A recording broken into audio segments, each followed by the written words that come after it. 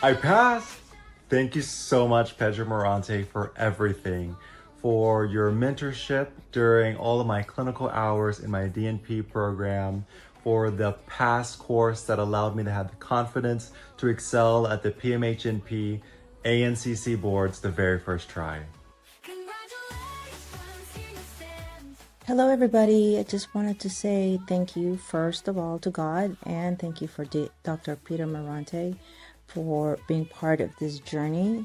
I passed the ANCC exam and the AANP a couple of weeks ago.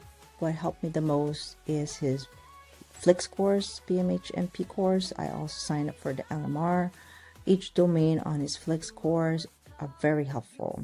The test, the review, the quizzes at the end, the interactive, all the acronyms he provided is really on point. And everything he says on high yield, it is definitely high yield. Again, I just wanted to thank you so much for being part of my journey. This is amazing, and if I can do it, I know you can too. So highly recommend his review. Don't wait and don't look for anything else, because this is it.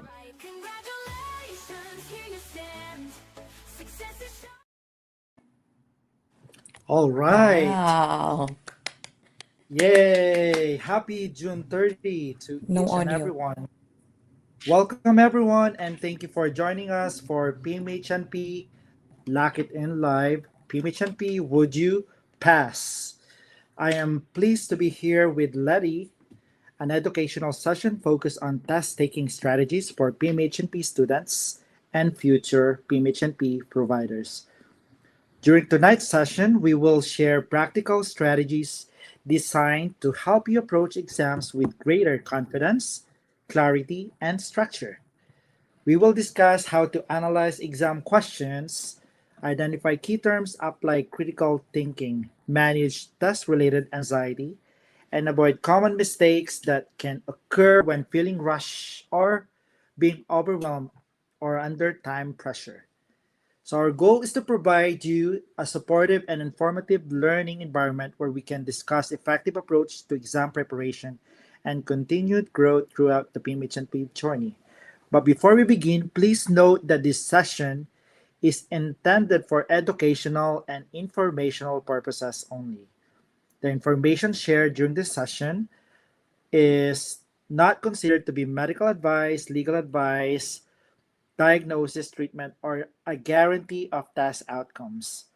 We are here to provide you general educational guidance and test taking strategies, recognizing that each learner's experience and preparation process may be different. So we encourage you to engage with us in the comment section, ask questions when appropriate, and take notes throughout the session. So tonight we are focusing on how to approach exam questions thoughtfully, strengthen your confidence, and apply strategies that support your success. Thank you again for joining us at PMHNP Lock It In Live. Let's begin, Larry. How are you? Happy birthday! All right. Thank you so much. Welcome back again to our Lock It In Live. Again, my name is Ledi Lut. I'm one of the faculty of past review and also product of this institution. So we're gonna like our usual day, we're gonna go through 10 choices. So 10 questions, I mean, to practice for the ANCC or the ANP board exam. So let's go.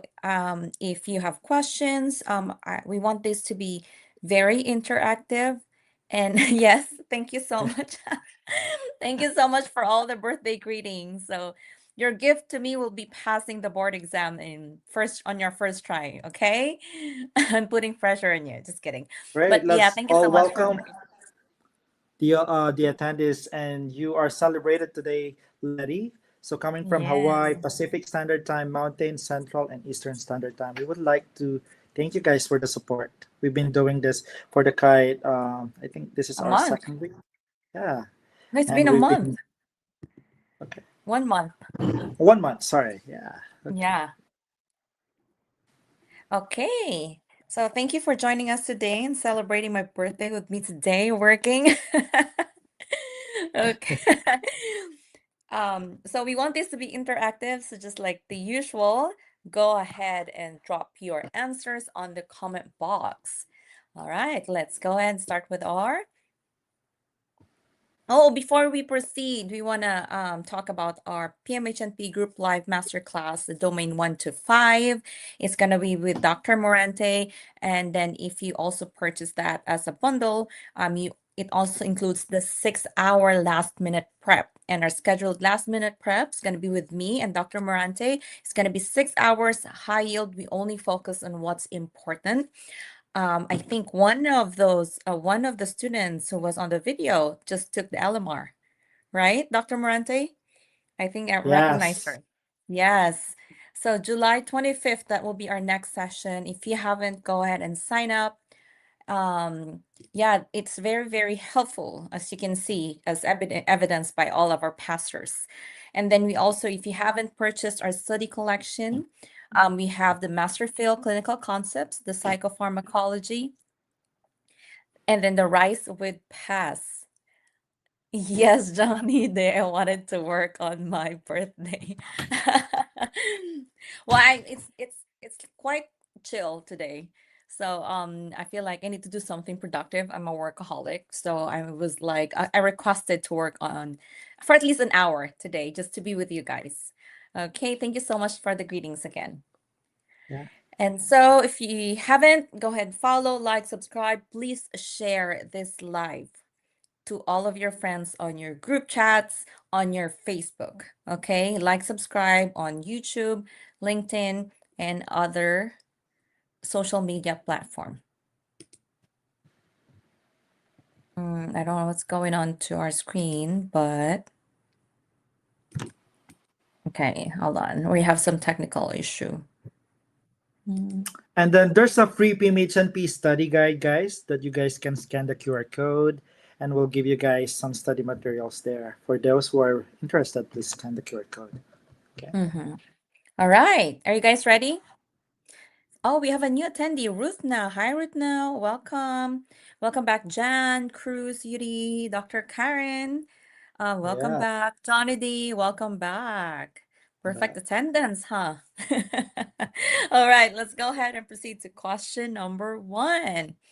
You are a PMHNP working on an inpatient psychiatric unit.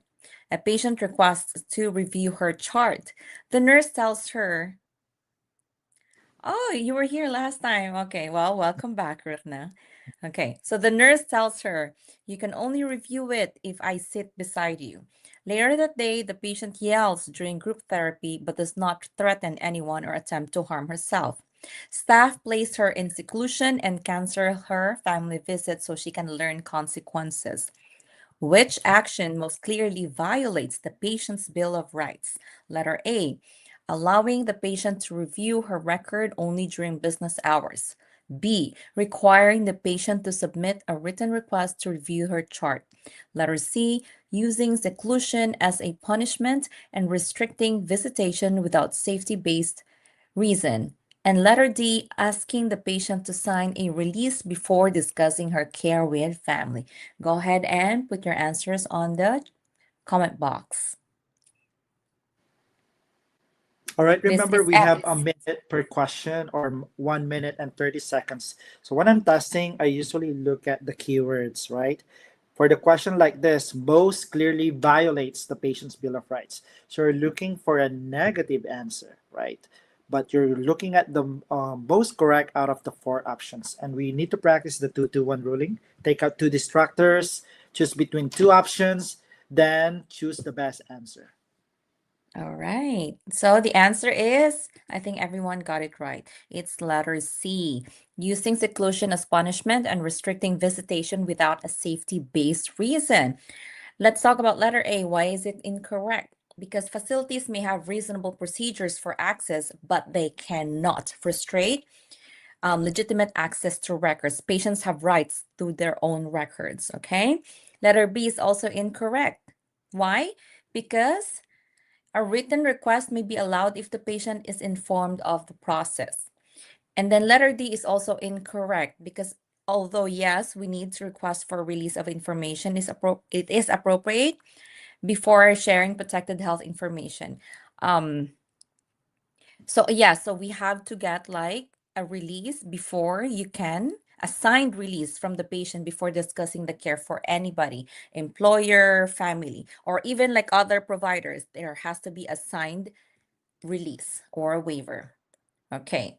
So safety is important, not payback. Okay. Records, not roadblocks. Remember that. We never punish patients. We never seclude them just because they're not cooperating. We only do that for the sake of safety and preventing the patient from harming themselves and other people. We don't use it as a form of discipline. I think everyone Thank got you, it right. Letty. We always want to make sure that we're looking at simple interventions versus complex when we take our exam. Least invasive before we go to most invasive. Okay.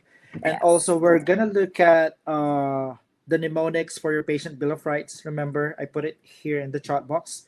Letter R stands for the right for or respectful care. Letter A, right to access information. Letter P, right for privacy and confidentiality. Letter I, right for informed consent.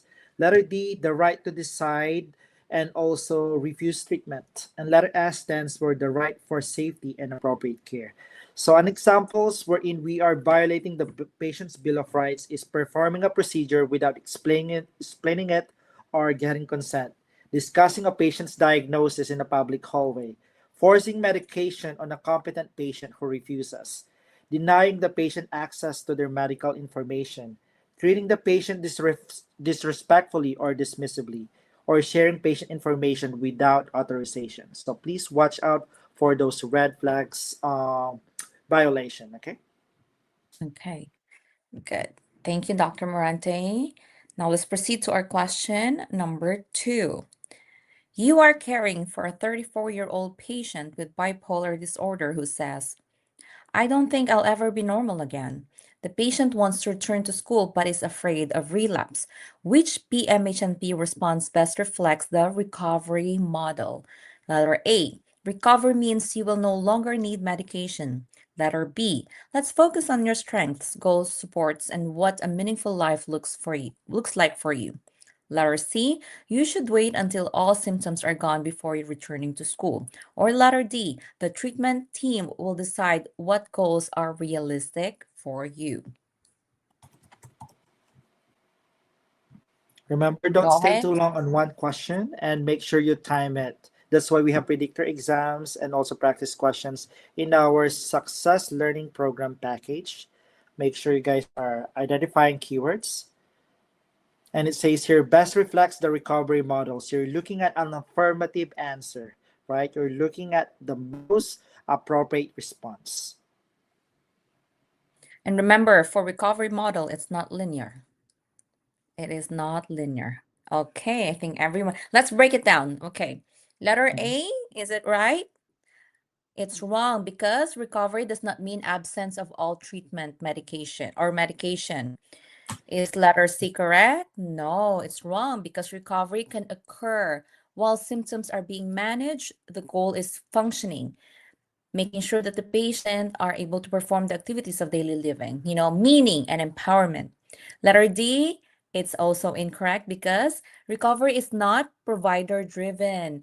Remember, for recovery, substance use, motivational interviewing, what's our goal is to make sure that the patient makes their own decision. It's not up to the provider to do that. So the patient's goals and preferences are central. So the answer is letter B. The recovery model is person-driven, strength-based, hopeful, it is realistic, it is holistic and focused on self-directed goals and meaningful life participation.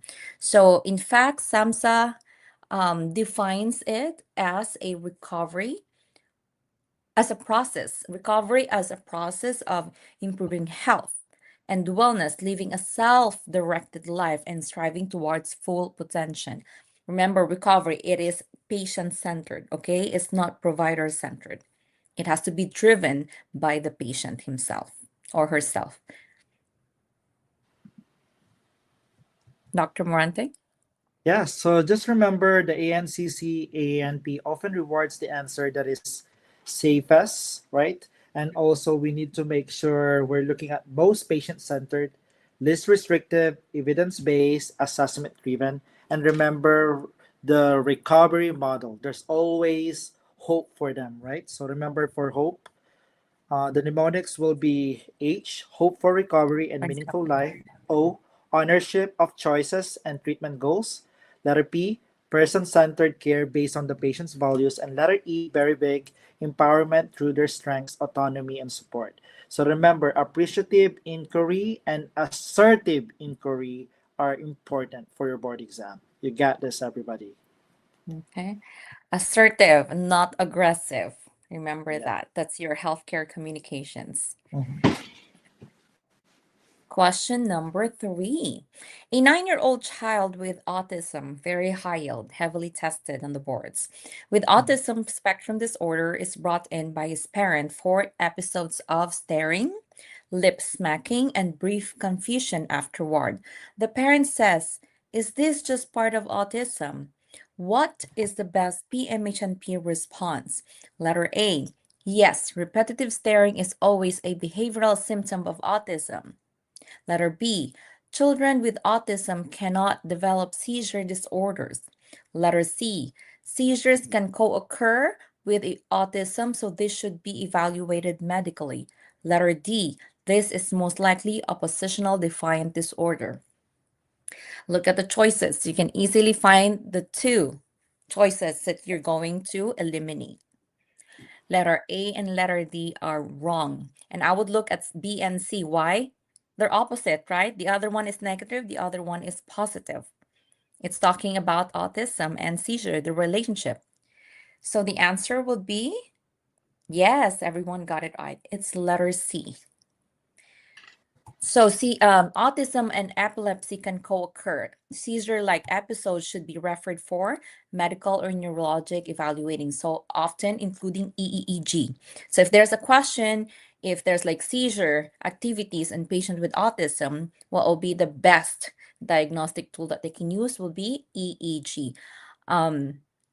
So the staring is not a behavioral symptom of autism. Remember your DSM-5 TR criteria for your autism, okay?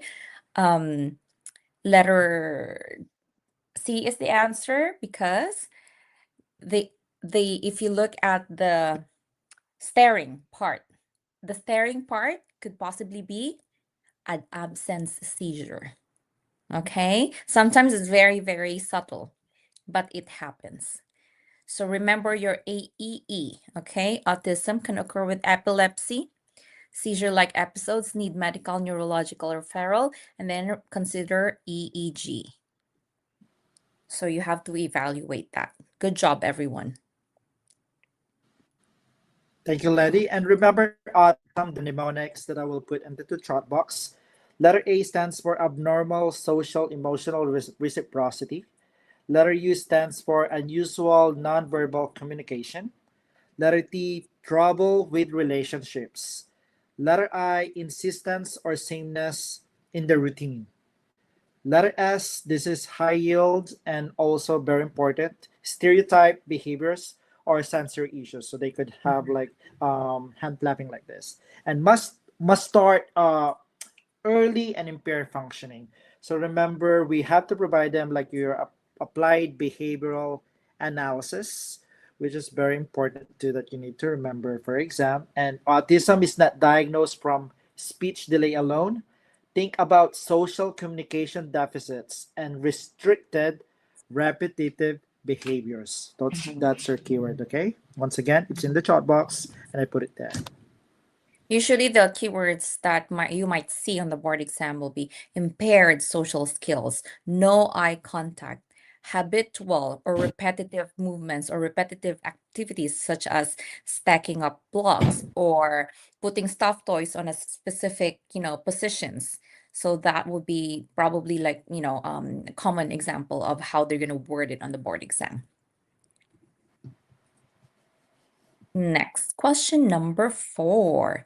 A 22-year-old patient with excoriation disorder asked about N-acetylcysteine after reading online that it may help with skin picking. Which explanation by the PMHNP is most accurate? Letter A. NAC is a stimulant that increases dopamine and is FDA approved for skin picking. Letter B, NAC may help some compulsive body-focused behaviors by modulating glutamate, but it is considered off-label. Letter C, NAC works by blocking opioid receptors. Letter D, NAC is the first-line treatment for schizophrenia. Go ahead and put your answers on the comment box.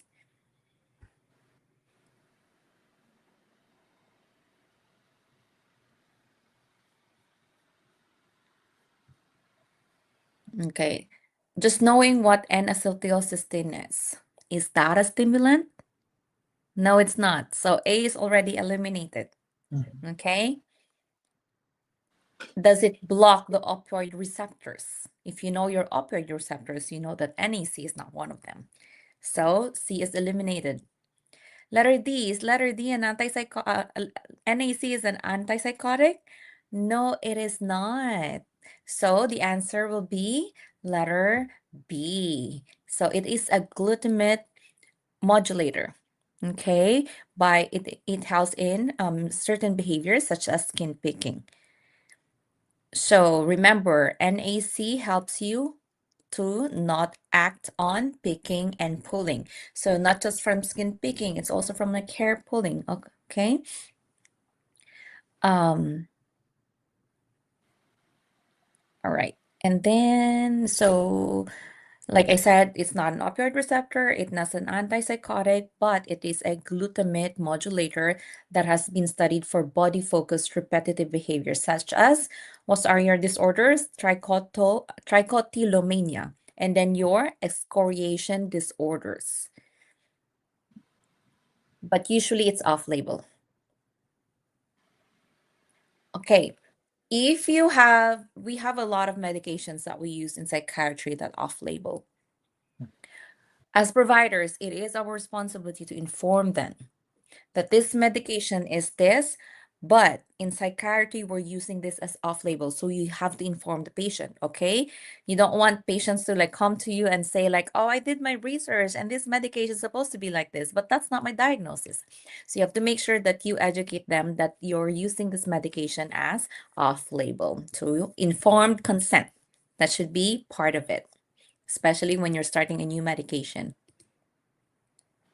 All right. And then also, just to piggyback what you said, always remember that a patient with is picking disorder, or they could have trichotillomania.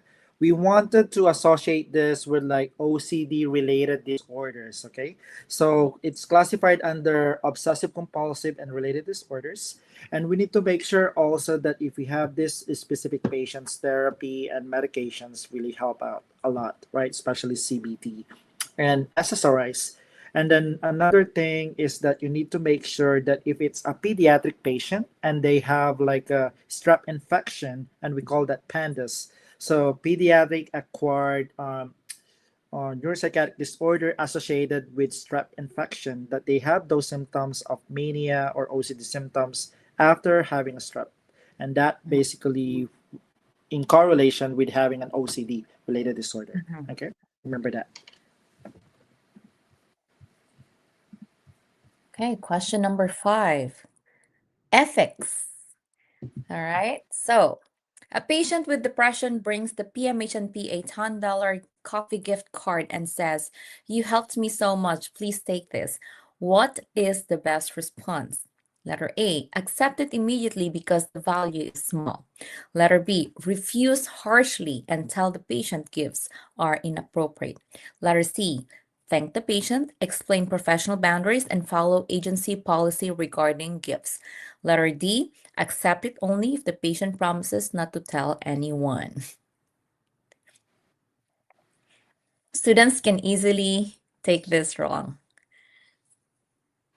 Okay.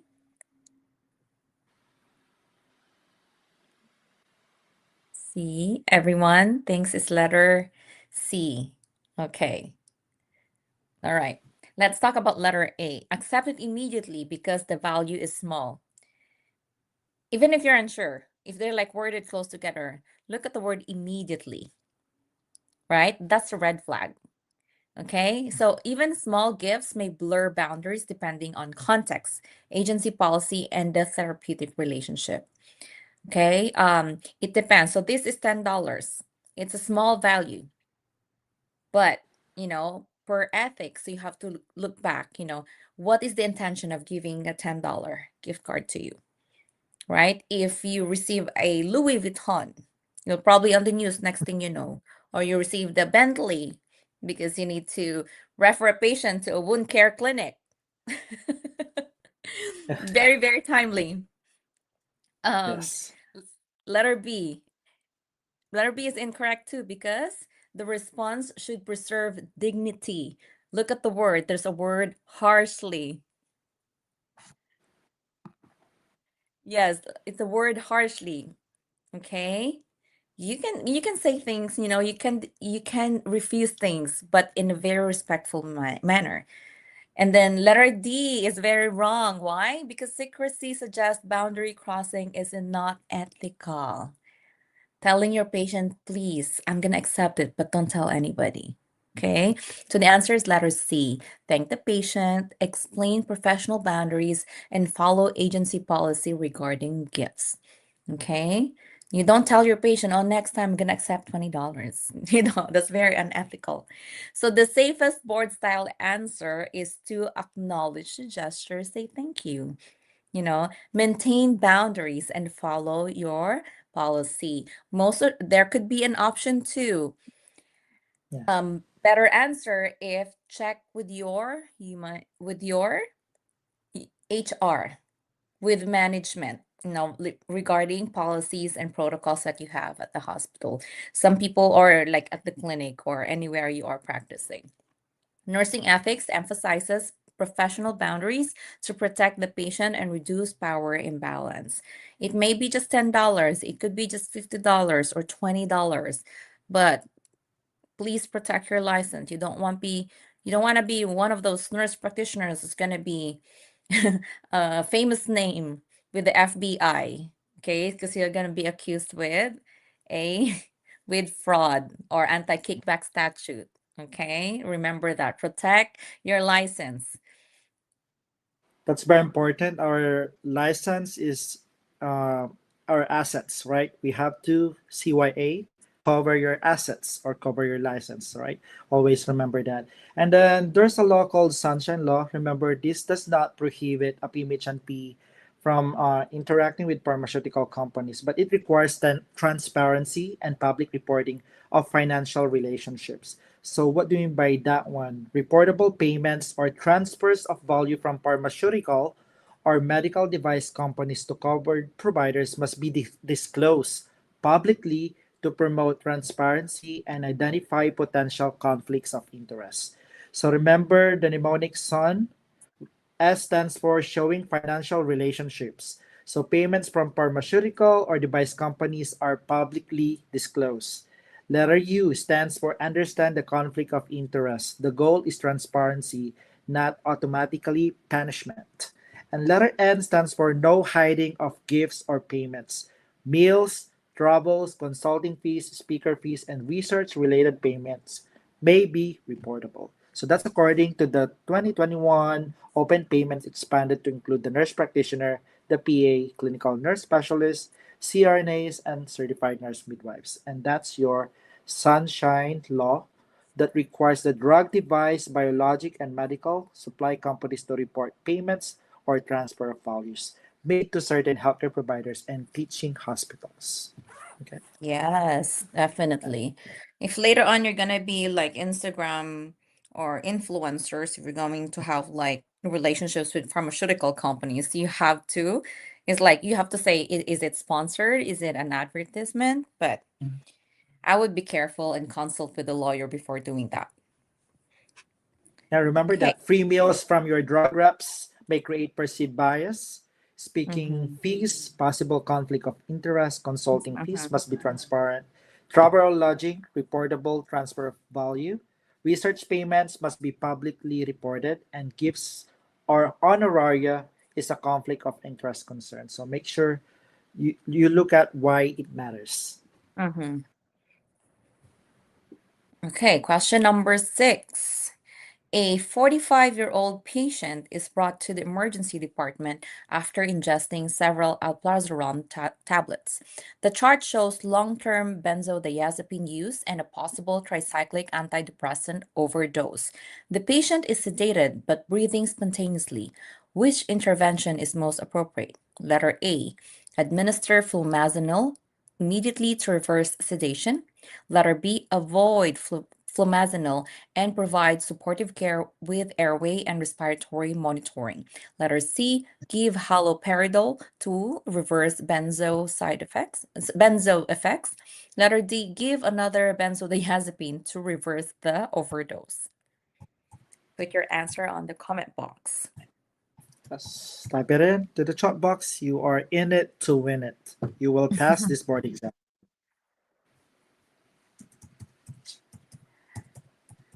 What happens when someone is overdosed with benzodiazepine?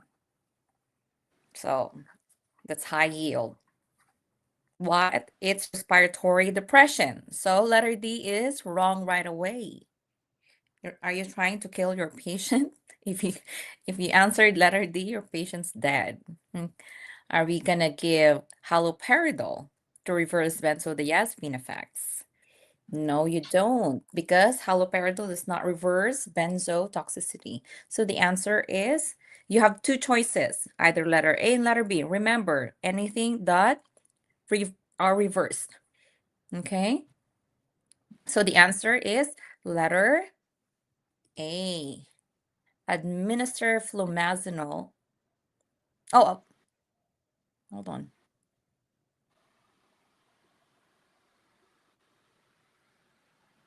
I think we had some error.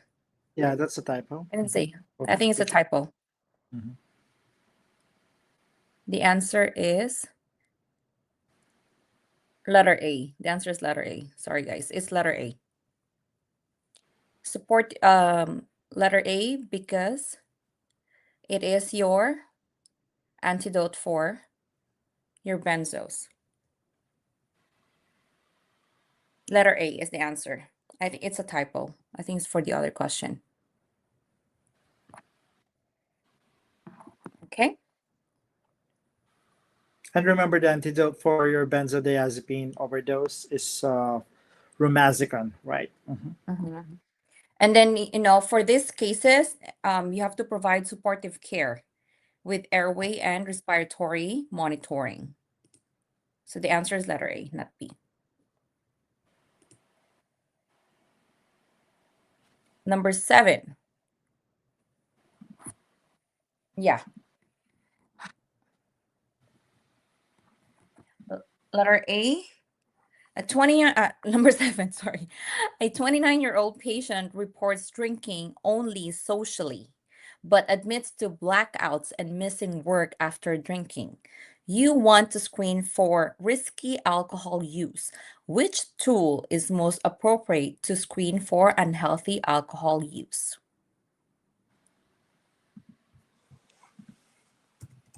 Letter A, audit. Letter B, cage. Letter C, AIMS. Or letter D, MMSE. Drop your answers.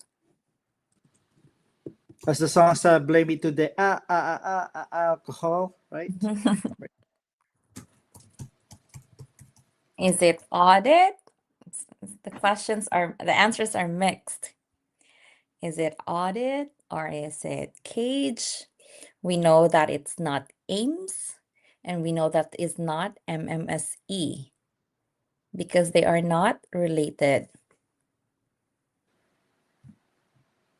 The answer is, this is risky. You have to know the difference between your audit and your cage.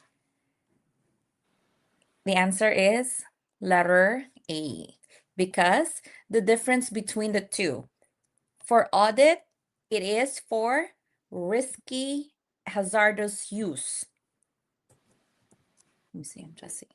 While cage is for dependence or pattern of drinking. There's a difference between the two. So the answer is letter A, audit. Okay? It was developed to screen for excessive or hazardous drinking and helps identify risky drinking. Meanwhile, CAGE is for dependence and pattern or problem drinking. So remember, audit is for hazardous drinking. All right?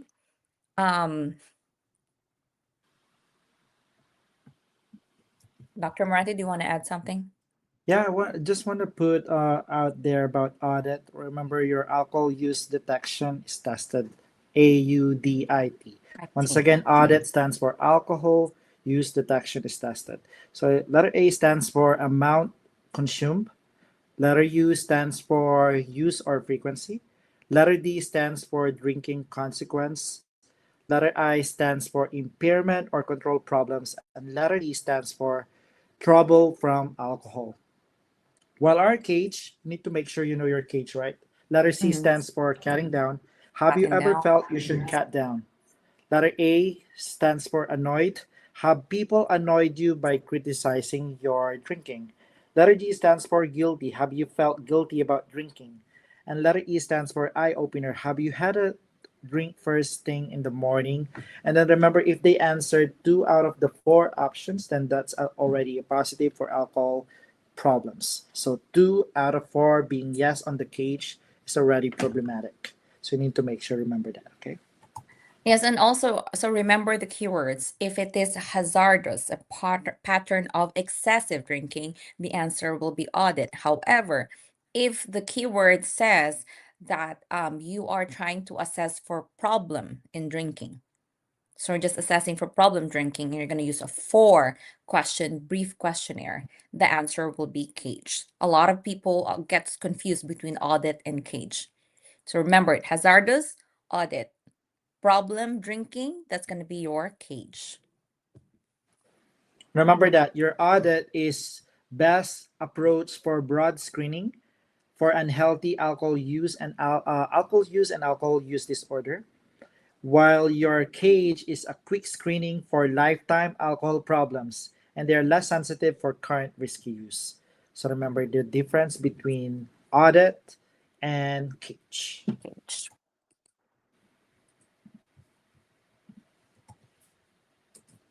And I will put it into the chat box to whatever I'm saying right here, so everybody is able to come back to this recording as we lecture today.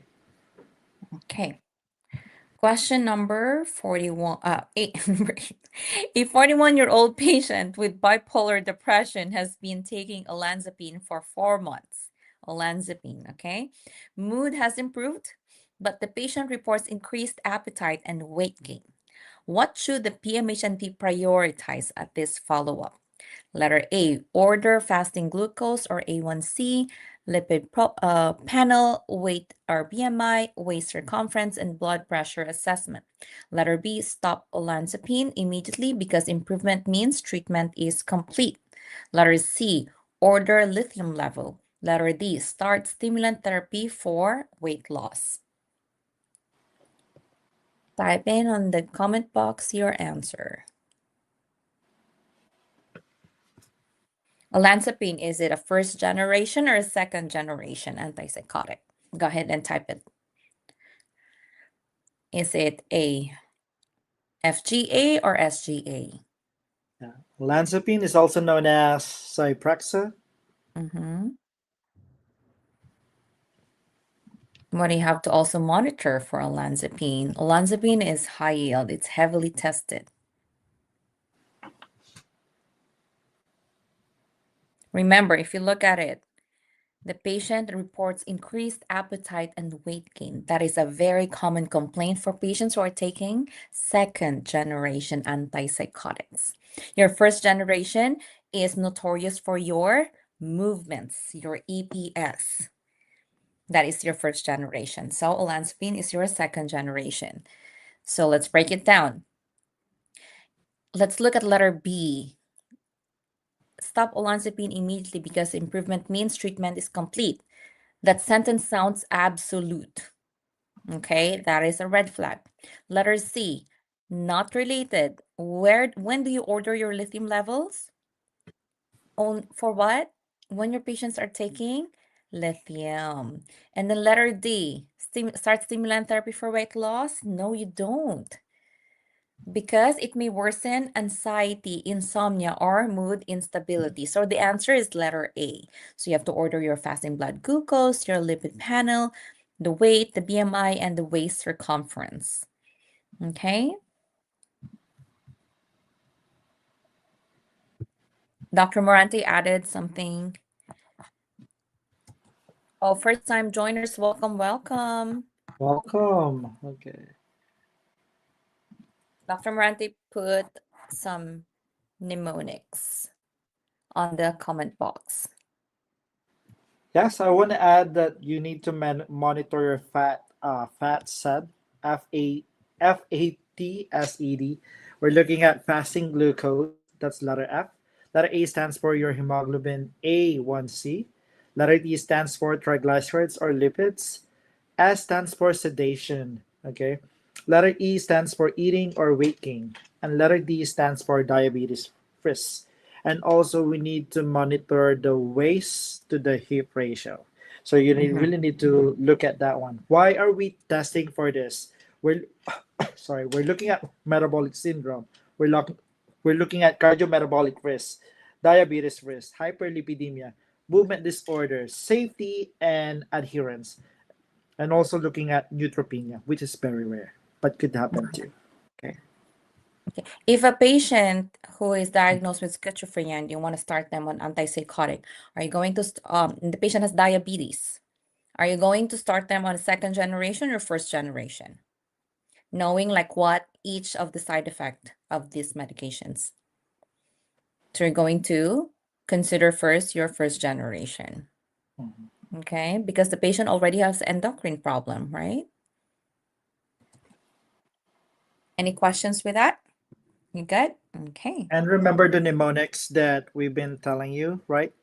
LABS. So we're looking at weight neutral medications, antipsychotics, lurasidone, aripiprazole, letter A, letter B, brexpiprazole, and of course you're looking at ciprasidone. So LABS or Z, labs, Labs. lurasidone, aripiprazole, your brexpiprazole, and then also your letter Z, Or ciprasidone. Deprexis.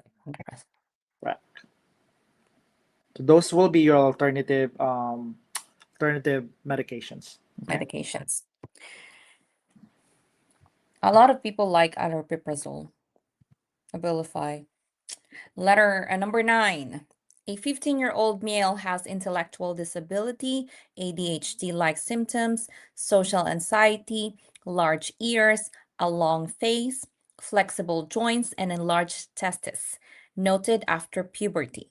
Which diagnosis is most associated with these findings?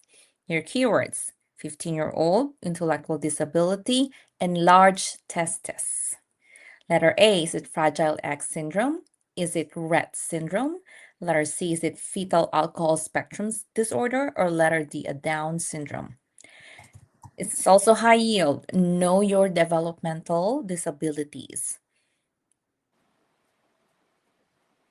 Okay. We have some people said B, some people said A, some people said C. Okay, mixed. Yes. Kind of made this question harder. Made you think, so you remember. Okay. Is it Down syndrome? Nobody answered Down syndrome. So, okay, let's break it down. Okay. Letter B, Rett syndrome. So Rett syndrome is classically affects girls. That's why I mentioned the word keyword, 15-year-old male. Okay, enlarged testes, because it is a classic symptom for patients who have Fragile X syndrome. Okay, Fragile X male, your Rett syndrome generally affects female, and it involves regression, loss of purposeful hand skills, and stereotypic hand movements. So they usually are born normal, and then later on in life, they start regressing. So Fragile X is the answer. Because Fragile X syndrome, it is a common inherited cause of intellectual disability. The classic features for is classic features for Fragile X is intellectual disability, behavioral symptoms, large ears and long face, hyperextensible joints, and macrocortidism. Macrocortidism, it's like tongue twister. That means that is enlarged testes.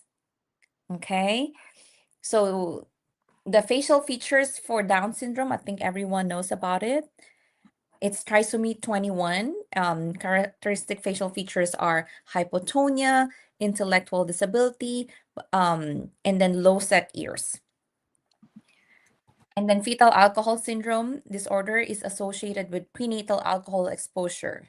So it shows growth deficiency, smooth philtrum. That is classic sign for your fast. Smooth philtrum, high yield, thin upper lip, and neurodevelopmental impairment. So remember, Fragile X, males. Your ret is females, and it regresses. They're born normal, and then they regress back. Okay, any questions with that? A lot of people gets confused about Fragile X and Rett syndrome. But again, remember, Fragile X, enlarged testes, males. Okay. And then long face. Rett syndrome regressed, and then they are females. All right. Remember that rat girls, right? If it's Fragile X, then more for males. Okay. And then Okay. remember the classical symptoms again of Fragile X. I just want to emphasize this. Male child with developmental delay. So they have this common presentation, long face, large ears, and they have a prominent jaw. Then macro means large, right? Large. Macro or orchidism after puberty, which is a classical male finding. They could either had ADHD symptoms too, autism-like symptoms, and a family history of intellectual disability. So that will give you an idea that this is a genetic cause. So as a PMHNP as a provider, we have to have a good understanding of pharmacogenetics, right? So that we could deliver the best care for our patients. So remember the Fragile X once again, inherited intellectual disability with autism-like features. You know how I remember Fragile X? You know, when see X, it means long. Just like long limbs. Like long hands, long limbs is Fragile X. Yeah, Generation X. Mm-hmm. Okay. All right. Any questions? Is that clear? Okay. Let me check. Oh, we're on our last question. Wow, we Wow. finished early. Because I think everyone is used to like answering questions. They're getting faster and faster. But I think we spend more time in doing the rationales. So you truly understand. Someone messaged me last time and they said, like, I don't know how to answer this question, yada yada. And I was like, well, I would not know how to answer that question too. But if I use my test taking strategy, I think I'm gonna able to at least get 50% the right answer. So this is how I would think. If I'm seeing these keywords, this one. So, you're not gonna perfect the board exam. Remember, you're not gonna perfect the board exam unless you made it. Right. And then So remember don't the panic. certification exams, they really wanted to test if you're safe and Safe. competent, an entry level psych and P provider. So what does it mean by that one? You have your body of knowledge already in you, your basic foundation. So you just need to apply it in a certain questions. So the more you do practice questions and the more you do question banks, the more you read the rationals, the more you analyze the keywords, the more you practice the strategies that we're teaching and coaching you. So me and Professor Ledi are working here side by side to help you get through that finish line because we wanted you to have that green check, right? After taking your exam, it's 175 questions for ANCC and then 150 questions for the ANP exam. We wanted you to get that green check and then that you automatically pass. Okay. Mhm. You got this, guys. It's It's I wouldn't say that it's super easy, but then if you have the basic body of knowledge as a psych NP, you'll do fine. You don't have to like really stress out. If you see like percentages, there will be 25 questions that are not scored. So don't panic if you see those things. Okay? Use your test taking strategy.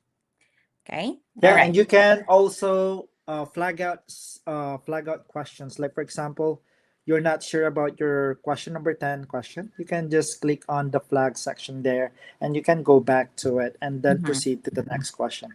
Because a lot of students will panic when they don't know question number 10. Oh my god, the rest of the questions they're already in the panic mode. And I always Mm-hmm. tell them take a breathing exercise.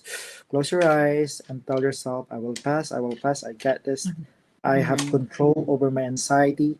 The anxiety is not controlling me because Mm-hmm. there's difference between when you're relaxed and you're testing that you can think critically.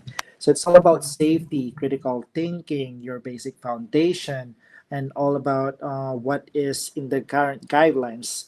And you need to make sure that you answer patient-centered care culture questions. I could not further emphasize that you need to make sure you hit on those domains.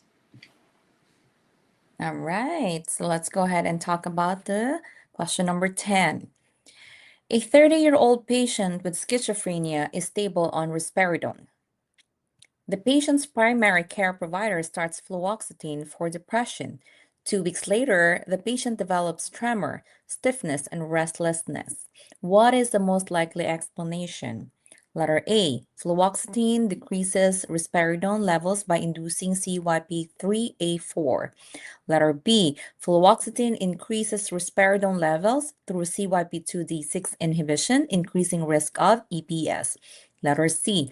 Fluoxetine has no interaction with risperidone. Letter D. Risperidone prevents fluoxetine from working by blocking serotonin reuptake. I would definitely get rid of letter C right away because the patient already has symptoms. So why would you say that there's no interaction? Because definitely there is interaction. So I will be torn between, if I use my test taking strategy, I will be torn between letter A or letter B. Why? Because there are, again, they're opposite, right? Mhm. Opposite interaction or opposite direction. So the answer is, say for example, I'm allergic to combination of letters and numbers. I freak out when I see those combinations. I see C1P, CYP3A4, CYP2D6. I don't know, right? I would answer letter B because it has more words. They tend to like explain more. That's your hint, right? See, even if I say, oh, I don't know, you know what? I don't know. I'm so anxious right now. I don't know how to answer this. So I broke it down because, I mean, Larry C, hello, fluoxetine has no interaction. Patient already has EPS. That definitely is an interaction. Something's happening, right? So risperidone prevents fluoxetine from working by blocking serotonin reuptake. That's wrong. So I will just focus on two things. And I will choose letter B because it has more words. It has more explanation. So they tend to be the right answer.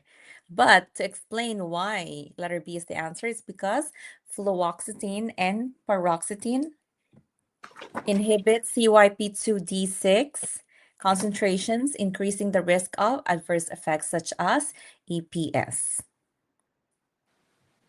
Okay, so it's your fluoxetine and your paroxetine. These are inhibitors. CYP2D6. All right, risk of EPS or your movement disorders. Remember, fluoxetine and paroxetine, they inhibit, these are inhibitors of your CYP2D6. So if it inhibits, what happens? The dose at the body will be more, the levels of those medications will be more, increasing the adverse effects. And for this case, it's going to be your EPS. Remember your EPS, they are called stiffness, tremor, restlessness, or dystonia, right? And it's always important that if you're combining fluoxetine and risperidone, think about it. Fluoxetine, they block your CYP2D6, and then therefore increasing the risperidone. So we need to make sure we monitor for EPS, sedation, and prolactin effects. So very important to talk about your prolactin, right? So when you have potential patients that is on risperidol or risperidone, hyperprolactinemia can happen. So galactorrhea can happen among females, right? Amenorrhea, or there could be sexual dysfunction, but for male patients, I've seen this a lot, gynecomastia. So they have enlargement of their breast muscle tissue, and then you need to make sure that we check the prolactin level. And what pathway is that one? That's your tuberoinfundibular pathway. Remember that tube. There's hormone. Prolactin increase will cause you to have gynecomastia among male, galactorrhea or abnormal discharge coming from the breast of the female, or they could have amenorrhea or absence of menstruation. Now, when you are the provider, you need to make sure you explain this to your patients really well so they have a good understanding what to report or what not to report. And is it expected or is it not expected?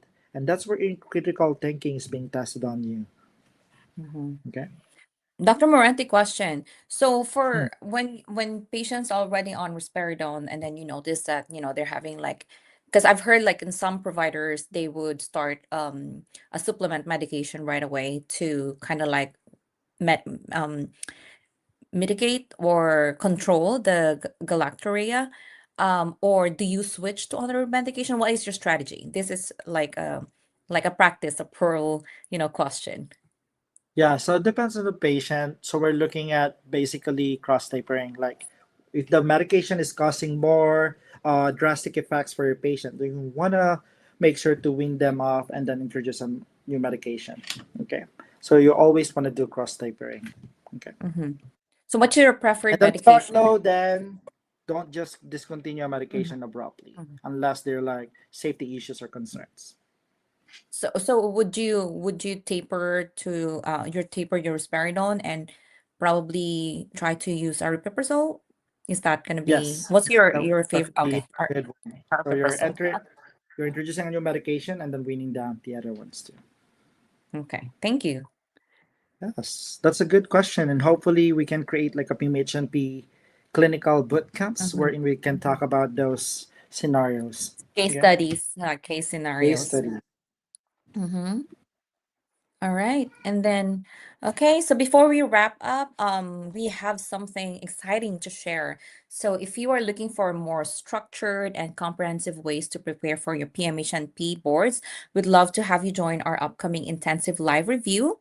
We'll be covering all 5 PMHNP domains from July 7th through July 10th from 9 to 10 a.m. Pacific Standard Time each day.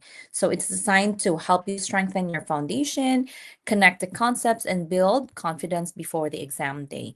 Then on July 25th, we're holding our 6-hour last minute prep, a high yield review packed with board style questions, key concepts, and final test taking strategies. And if you enroll in both the live review and the last minute prep, you'll get $50 off with our bundle offer. So if you're ready to take your preparation to the next level, check out the registration link or send us a message after the live. We'd love to help you lock in your pass. And then at the same time, we're going live again, like the same setup like at this 1 hour. This coming Thursday, July 2. So join us on Facebook, YouTube, Instagram, on LinkedIn for another high yield PMHNP live session. Plus, I love this. We'll be giving away raffle prizes during the live. So to be eligible, make sure you're registered. Registration details will be posted on our social media soon. So stay tuned and don't miss your chance to join the raffle. Oh, I love raffle. Is it a Starbucks gift card? Can I join? Can I join too? Okay. So I hope everyone enjoyed and learned something today. We really put our hearts out into preparing all these materials for everyone so you can prepare and pass the board exam. And we would really love your support to help maintain and grow our community. So please share about our live sessions, our social media to everyone that you know. Either they're already like taking, they're still in school. I have some students who reach out to me, they're still in school. And then if those are doing their clinicals, those are preparing for their board exam, and also who for those who are new grads who are starting their career as psychiatric mental health nurse practitioners. Thank you, Letty. And also, at the back of your book, these are the services that we offer. So we are not only offering Psych NP uh, review, but we also have other services. So we have your one-on-one last-minute preparation review. So either with me or Letty. So we walk you through the exam mode. Usually we do that like a few days before your exam or a week before your exam. So we look at your strengths versus weakness, what you're missing, and give you the confidence to push you through your exams. Also, we have your FNP, AGNP, ANCC, and ANP preparation for exam. Watch out for our future Lock It In Live, the FNP version. So we're doing that also in this coming year. And then also we have continuing education units provider. We are BRN California BBN PT approved, and we are under the process of ANCC accreditation for our CEU units. So that's another exciting things that we are expecting this year.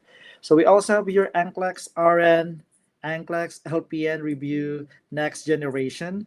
So those are our pilot classes that we did also during the pandemic. And we've been successful at producing 40,000 passers all throughout since we started 2015. So we're not new. We've been around for the past 10 years, almost turning 11 years this year.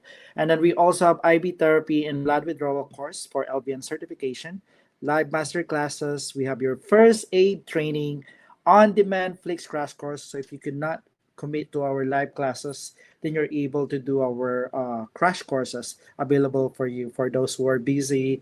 They have 2 jobs, 3 jobs, and they have kids. They could not attend or commit to our live class. You have your on-demand classes. Question banks with predictor exams.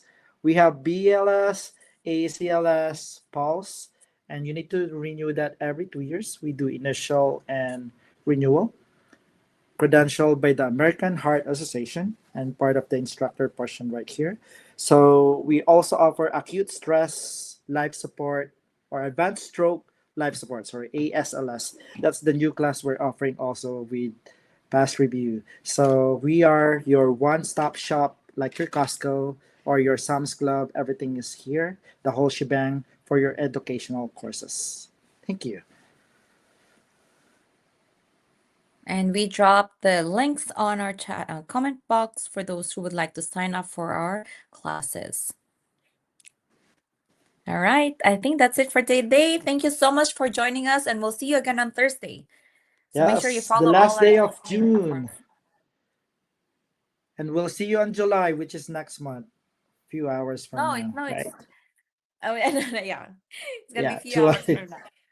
And then on July 4th, right? It's We're Independence doing Day. July 200. 2nd. Yes. Thank you, guys. Thank you, passers. Bye. Bye, passers.